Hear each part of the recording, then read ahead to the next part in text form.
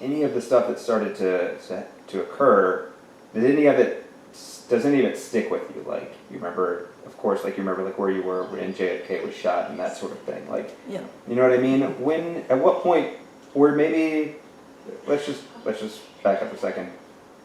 What do you recollect about that time? Let's just kind of talk about that. Well, Martin Luther King Mm-hmm. and all the riots Mm-hmm. that were being all over the country, and Mhm. Annapolis had its little share, and that was kind of scary. Yeah. Because you were afraid of what might happen. Right. And remember Mayor Moyer Uh-huh. was so influential in keeping it settled, Mm. because who was the other guy that, who was that black guy that he was good friends with, and they kept it quiet. Mm. You know, there was no. Like no crazy unrest. Yeah, Is that what you mean? exactly.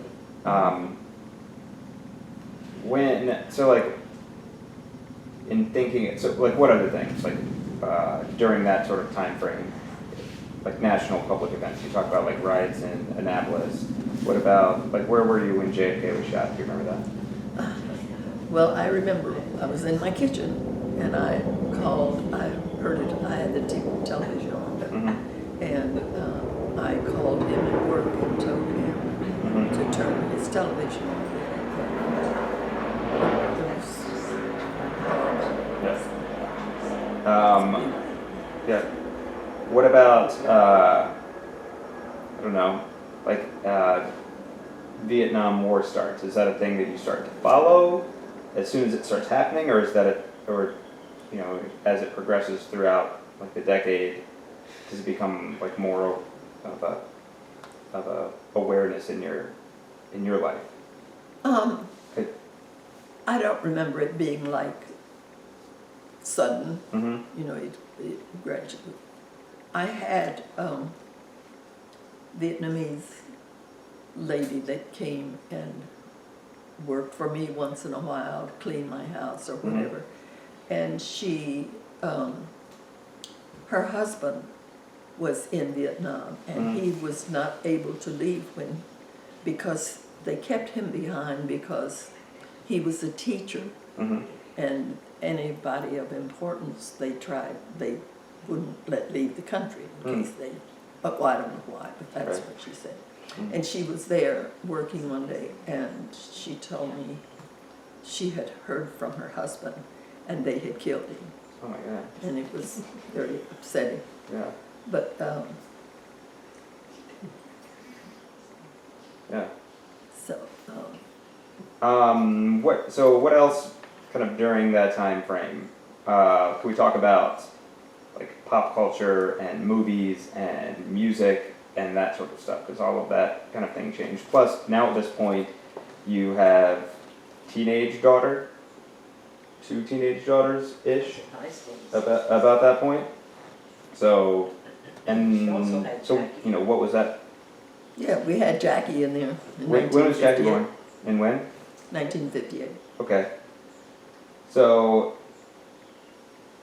you have how many kids at this point?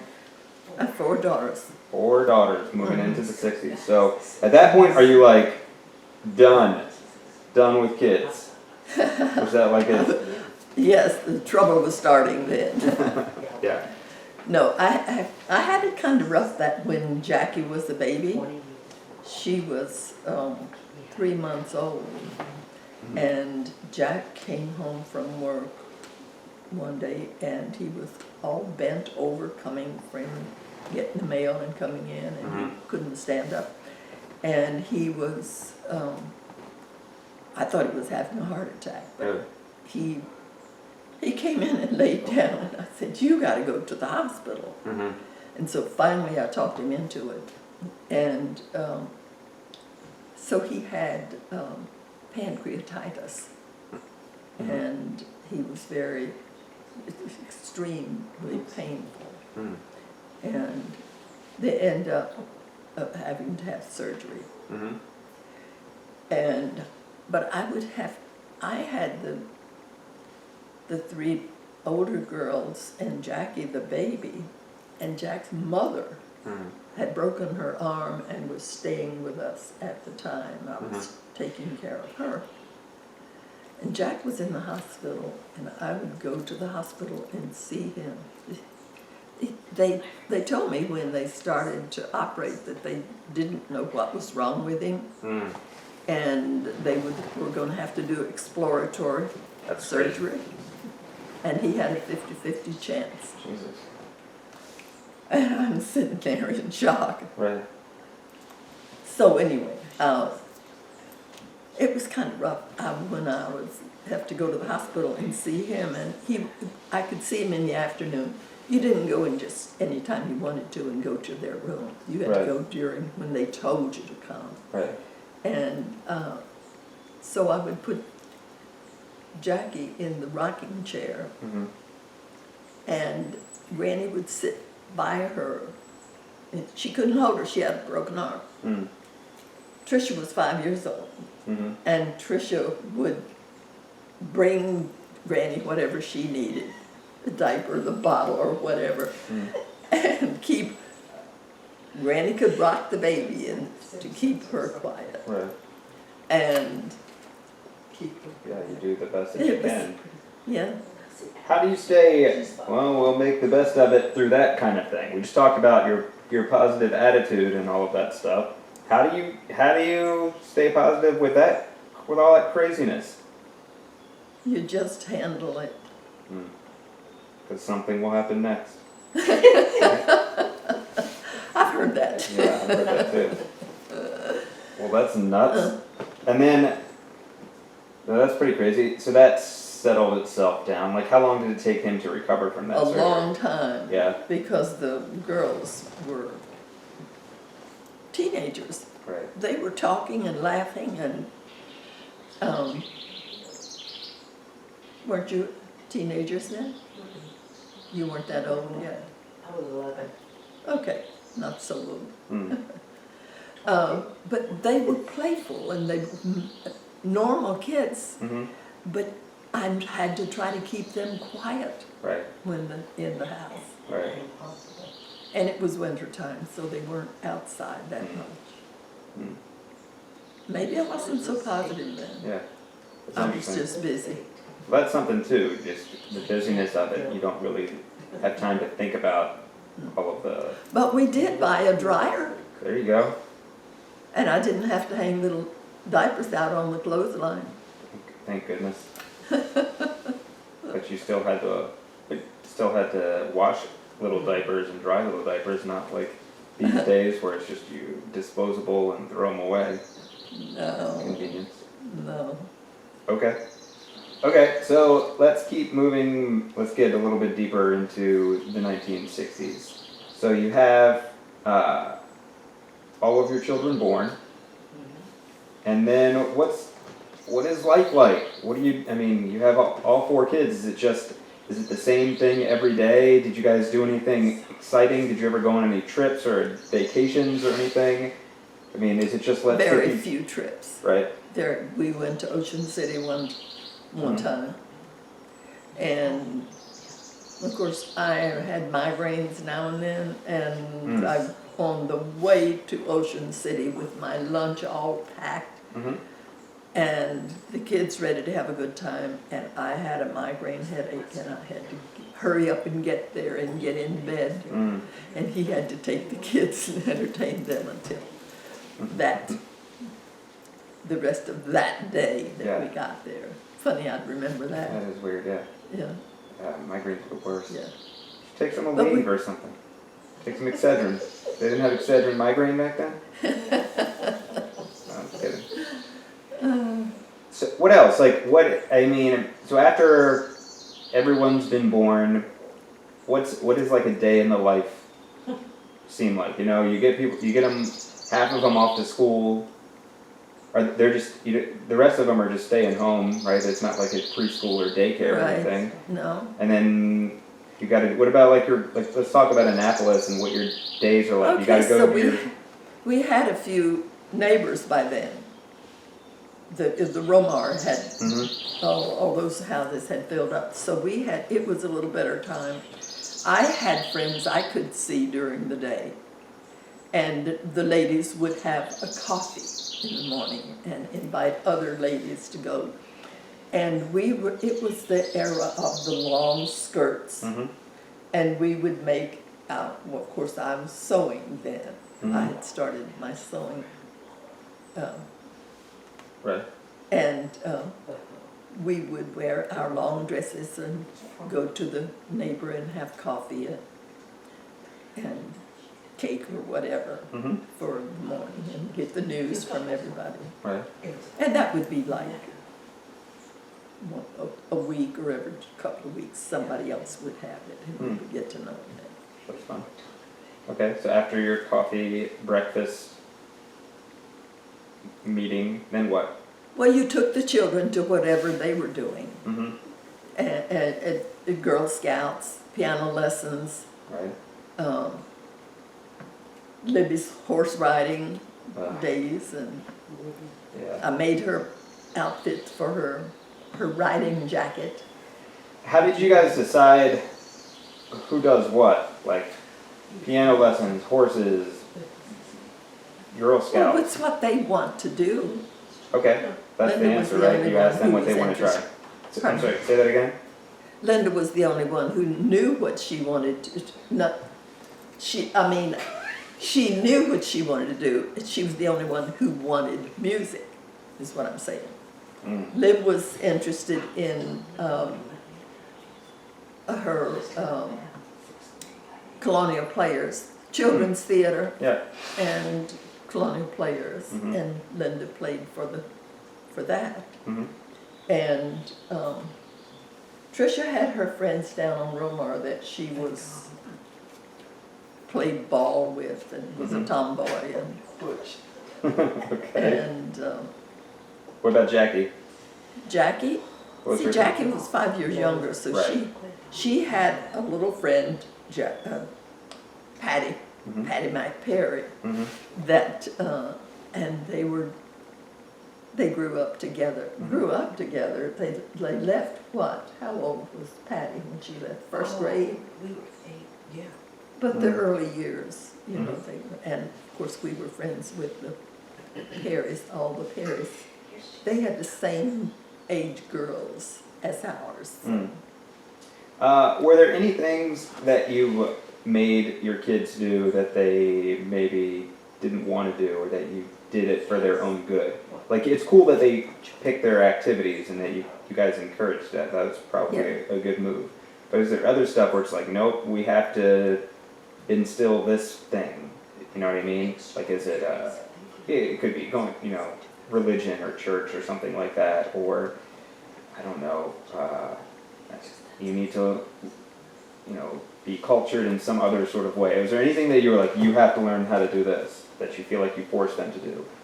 Or is there anything, even like household chores, like this is your thing, you gotta do this, did you instill that, do you feel like you attempted to instill these things, whether it stuck with them or not? Well, of course, they had to help clean Mm-hmm, and clean their room. mm-hmm, And I remember Linda mowing the lawn. Mm. There was a big lawn, yeah. if you I remember remember that. that, And I remember having to go out and pull that cord to turn that lawnmower on. Right. And I went out. She couldn't start it, so I went out to help her. And Mhm. I pulled her. I was exhausted, and Yeah. I said, "I will never pull another lawnmower as long as I live." And I haven't. I will never try it. That sounds right, yeah, you make your decision, you're decisive, and you stick with it. Good for you. Okay. But they had chores to do. That, Mm-hmm. as they used to say, they had to wash the walls of We were cleaning down the little hallway to the bedrooms. Wash the walls. all Yeah, What does that mean? Like literally wash the Clean. walls? a sponge and wipe off the walls with Did the walls get that Babel or dirty? whatever it was we used then. Were they so dirty that they needed to be washed? I've never heard of this before. I guess I thought so, Ah, if there were like spots on them or whatever. you were like, you need to go do this. Okay. Yeah, yeah. That's kind of a weird one. I've never heard of I'm that. sure Abby will have to do that when she gets older. Yeah, maybe. I've never heard of washing walls before. Anything else that you guys, or anything else you feel like you tried to instill Well, in we them? had pets. We had always had some kind of animal. They had Linda had cats and Jackie had cat. Mm-hmm. We had dogs. We had every kind of dog over the years. We had little bulldog when we lived in Florida, Uh-huh. and we had Chihuahuas when Linda was a baby. Mm. And then we had German Shepherds, Okay. and I love the German Shepherds. Mm. We had a Doberman. We had a Collie. That's a lot of animals. We had different kinds All at the same time, or? over the years. Mm. No, we had German Shepherds that had puppies, so we had, Mm. and we kept one of those, so we had 2 German Shepherds for a long time. Mm. That's cool. And you have a lot of property for them to run around and play. We had, we had German Shepherds, and one of them, we only had one at that time. Mm-hmm. And we had robberies in the neighborhood. Mm. We had never had anything like that, but that season, I forgot what year it was, we had like 15 in the whole area where we lived, of break-ins. They would come in the daytime, Mm-hmm. slit the screen door open, Right. unlock the door, and come in and steal women's purses, Mm. including, they got mine one time. They broke into your house? Mhm. Mm. And they took Jack's, they opened the side door Mm-hmm. to the bedroom, the additional bedroom, we'd put one of those extensions. Mm-hmm. And he came in and took his jewelry box, Mm-hmm. my purse. I was ready to go to church the next morning, didn't know they'd been there. Yeah. Started to pick up my purse and I had no purse. Mm. And then I realized his jewelry box was gone. Mm-hmm. And it had been snowing. Mm-hmm. And within the next week, one of the neighbors across the road from us now called and said, "Did I have a purse?" Mm-hmm. That their dog had found it and had brought it home. Wow, that's crazy. And they had taken the money out, but they hadn't bothered with credit cards or anything else I had in my purse. And then another week, and we found by the side of the road in the woods, Mm-hmm. up at the driveway, Mm. found Jack's jewelry box, which was empty. Mm. So, Crazy. I don't remember how we got off on the robbery tangent. because we had dogs, and the Oh, dog right, was it's on the the dogs. porch, and the dog did not hear it because it was on the opposite side of the house. I see.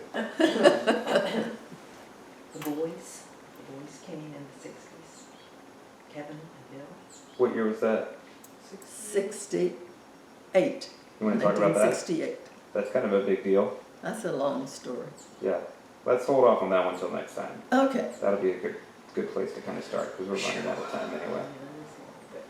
Okay, cool. So think about that. So for next time, then that's kind of where we'll go, kind of mid-60s onward. So think about what that was like, sending your daughter off to college, obtaining some new children, kind of, we'll say that. Yeah, and anything else leading up to that point, or if there's anything else that you missed, you could think about that sort of stuff. We'll talk about that next time. Cool. Good work. See ya. Okay, babe.